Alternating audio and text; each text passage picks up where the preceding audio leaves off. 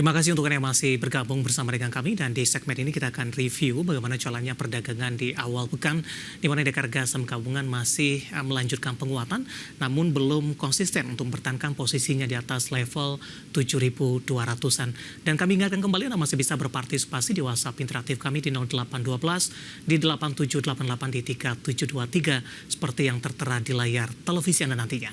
Dan saat ini kami sudah terhubung melalui Zoom bersama dengan Bapak Teh Heritia Wicaksana selaku Head of Retail Research MNC Sekuritas. Kita akan langsung sapa saja Pak Didit. Selamat sore, apa kabar Pak? Halo Pak Didit, selamat sore. Bisa di-unmute Pak Didit? Halo Pak Didit, bisa di-unmute Pak? Suaranya tidak terdengar di studio kami.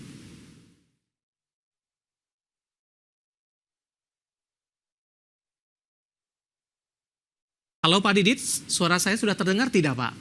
Halo, selamat sore Mas David. Ya. Suara sudah terdengar? Ya, baru terdengar ini Pak Didit. Oke. Ya, terima kasih sudah bergabung Pak di IDX Channel. Kita sudah sampai kembali di perdagangan awal pekan. Kalau kita flashback Pak, pergerakan indeks harga saham gabungan dalam sepekan terakhir sudah bergerak menguat cukup signifikan. Sempat tertekan di 6.900-an. Di beberapa waktu terakhir, dan hari ini sudah kembali di 7.200-an meskipun belum konsisten untuk tetap stay di level tersebut. Analisis dan review Anda di sepanjang sepekan terakhir untuk indeks harga saham gabungan. Oke, kalau kita lihat memang sepekan terakhir ini pergerakan IHSG masih cenderung menguat ya, meskipun kalau kita lihat ini masih tertahan oleh level area resisten ya, yang berada di area 7.196. Dan kita lihat juga selama sepekan kemarin ini cukup menarik bahwa sudah ada mulai inflow masuk ke IHSG sendiri sebesar 247 miliar. Dimana kalau kita lihat memang beberapa katalis ini cukup untuk membuat IHSG cukup menarik gitu ya, dimana memang untuk suku bunga acuan Bank Indonesia ini sudah di-cut sebesar 25 basis point dari 6% ke 5,75. Namun demikian tekanan dari eksternal ini masih cukup berat, dimana kalau kita lihat memang untuk nilai tukar USD ini masih cenderung menguat terhadap rupiah. Dan di samping itu juga nampaknya investor ini juga masih akan mencermati akan adanya pelantikan Presiden terpilih Amerika Serikat Donald Trump yang nampaknya akan nanti dimulai seperti itu ya. Dan kemudian akan ada cut rate ya dari The Fed. Apakah nanti akan cut rate atau tidak, kita tunggu di tanggal 29 Januari nanti. Begitu Mas David. Support dan resisten Pak untuk yang terdekat dan juga untuk jangka menengah? Oke, untuk support dan resisten dari IHSG sendiri, untuk resisten kami perkirakan ini berada di area 7.196 dengan support terdekatnya yang berada di 7.036. Cukup menarik apabila nanti IHSG break dari area resisten ya, diiringi dengan volume pembelian yang relatif cukup besar, maka kami perkirakan IHSG akan menguji di area 7.200, 7.300 terlebih dahulu. Begitu Mas David. Baik, penguatan yang terjadi dalam beberapa waktu terakhir menyebabkan secara year to date ini indeks harga saham gabungan sudah beralih ke zona positif Pak, dan tentu saja kita berharap posisi ini akan terus berlanjut begitu. Apakah Anda melihat masih ada peluang January effect tidak Pak? Untuk peluang Januari Effect sebenarnya sudah dimulai dari beberapa hari belakangan yang kita rasakan sebenarnya di tanggal 20-an gitu ya, untuk Januari, di pertengahan Januari kemarin ini sudah kita rasakan untuk Januari Effect sendiri, dan nanti kita lihat apakah hal ini juga akan berlanjut ke depannya. Dari tanggal 15 hingga pergerakan di hari ini IHSG masih bergerak positif dan akan cenderung lebih menguat lagi apabila nanti menyentuh atau menembus dari level area resistennya yang berada di 7.196. Apabila break, maka cukup menarik 7.200, 7.300 ini akan menjadi area penguatan berikutnya. Ditambah dengan kita lihat di pekan kemarin sudah ada net inflow 247 miliar sendiri. Begitu. Baik, seperti apa proyeksi untuk sentimen selanjutnya? Rilis kinerja kuartal keempat Pak. Oke, untuk sentimen selanjutnya sebenarnya ini agak cukup berat dari eksternal ya, seperti yang kita ketahui secara global, di mana memang meskipun sudah ada gencatan senjata di konflik Timur Tengah sendiri, namun kita melihat adanya pelantikan presiden yang sebentar lagi akan dilakukan, di mana memang akan dilakukan kebijakan yang lebih protektif terhadap Amerika Serikat sendiri, dan juga akan meningkatkan tarif impor ya, khususnya dari China dan seluruh dunia seperti itu. Nah, kita lihat juga untuk rilis kinerja di Q4 2024 ini, sebenarnya kita juga tunggu apakah kinerjanya cukup membaik atau tidak. Namun demikian kalau kita melihat untuk saham-saham perbankan ini nampaknya masih cenderung so-so, di mana memang pergerakannya secara katalis juga belum ada yang begitu wow dalam tanda kutip seperti itu ya. Jadi memang kita mencermati beberapa emiten yang big caps terutama seperti itu. Baik, perbankan big cap hari ini pergerakannya cukup menarik, Pak. BBCA tertekan cukup dalam hari ini ketika dari perbankan atau saham-saham Bank Himbara justru menjadi penopang utama indeks harga saham gabungan. Bagaimana Anda melihat posisi ini, Pak? Sebenarnya sudah beberapa kali sering terjadi begitu. BBCA biasanya tekanannya paling terbatas ketika dari saham-saham Bank Himbara ini mengalami penguatan yang cukup signifikan dan justru sebaliknya. Kondisi apa yang sebenarnya terjadi, Pak? Oke, benar sekali kalau yang dikatakan oleh Mas David. Kalau kita lihat dan kita cermati ya secara historical, memang ini cukup bergantian gitu ya dalam tanda kutip. Dalam artian seperti ini, apabila memang BBCA ini menguat, sebaliknya bahkan emiten-emiten dari Bank Himbara ini cenderung melemah seperti itu. Dan sebaliknya apabila dalam hal ini kalau kita lihat di akhir-akhir ini 3 emiten big caps Bank Himbara ini menguat, di mana tekanan jualnya ini cenderung berada di BBCA sendiri. Namun kami melihat secara sektoral gitu ya untuk IDX Financial sendiri pergerakannya masih cenderung uptrend dan masih didominasi oleh volume pembelian.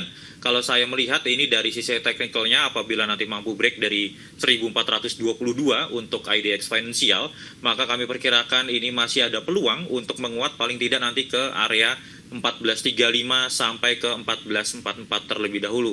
Jadi nanti dapat dicermati dan agak cenderung selektif untuk saham-saham perbankan, terutama selain big caps juga dapat dicermati yang second layer-nya, seperti itu Mas David. Oke, kita ke BBCA terlebih dahulu Pak. Hari ini melemah cukup dalam di 2,53% dan kembali diperdagangkan di level 9.600-an ini Pak untuk BBCA. Analisis dan rekomendasi untuk BBCA di tengah pelemahan dalam yang terjadi hari ini. Oke, kalau kita lihat memang pergerakannya ini masih cenderung untuk terkoreksi ya untuk BBCA sendiri, dan tekanan jual hari ini juga cukup besar untuk pergerakan BBCA. Kami melihat untuk pergerakan BBCA sendiri, level supportnya harap diperhatikan di area 9.525. Apabila BBCA masih mampu berada di atas area tersebut, maka kami perkirakan BBCA berpeluang kembali untuk menembus area resist yang belum mampu untuk ditembus ya, yakni di 9925. Apabila nanti mampu break dari 9925, maka kami perkirakan arah BBCA selanjutnya ini akan menguji di area 9975 sampai 10075. Namun worst case-nya apabila break dari area support, maka nanti dapat dicermati untuk area koreksinya yang berada di 9450 sampai ke 9325 terlebih dahulu. Begitu Mas David. Baik, BBCA ditutup 9625, melemah cukup dalam di 2,78%, dan lagi-lagi keputusan investasi tetap ada di tangan pemirsa IDX Channel. Untuk perbankan big cap Himbara Pak, BBRI, BMRI, kemudian juga BBNI naiknya cukup signifikan 2 dan 3%. Dari posisi teknikal di antara ketiga saham ini, mana yang paling Anda rekomendasikan untuk jangka pendek dan menengah? Oke, kalau kita lihat memang tekanan dari bank-bank Himbara ini, BRI, BMRI, dan BBNI ini juga cukup besar ya beberapa waktu lalu. Dan kita melihat ini memang sudah cenderung untuk menguat terlebih dahulu dalam jangka pendeknya.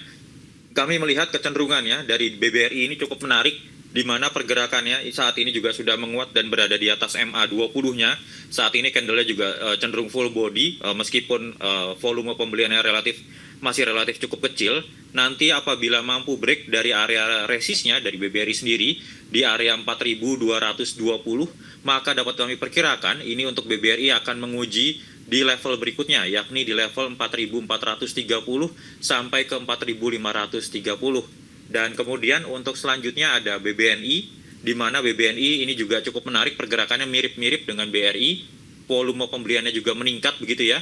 Apabila nanti mampu break kembali dari level 4.630, maka kami perkirakan paling tidak BBNI akan menutup beberapa area gap, yakni yang berada di area 4.720 dan 4.830. Begitu Mas David.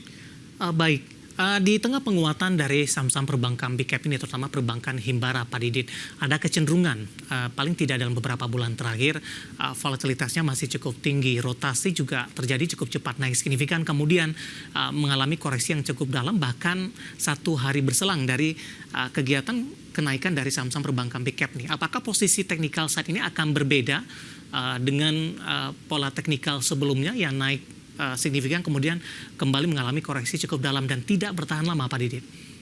Ya, kalau kami melihat memang dalam jangka menengahnya seperti itu ya, kami masih melihat akan adanya potensi atau resiko untuk emiten-emiten perbankan ini kembali terkoreksi. Karena kami melihat untuk kecenderungan dari IHSG sendiri yang masih cenderung konsolidasi ya dan digerakkan oleh beberapa emiten perbankan.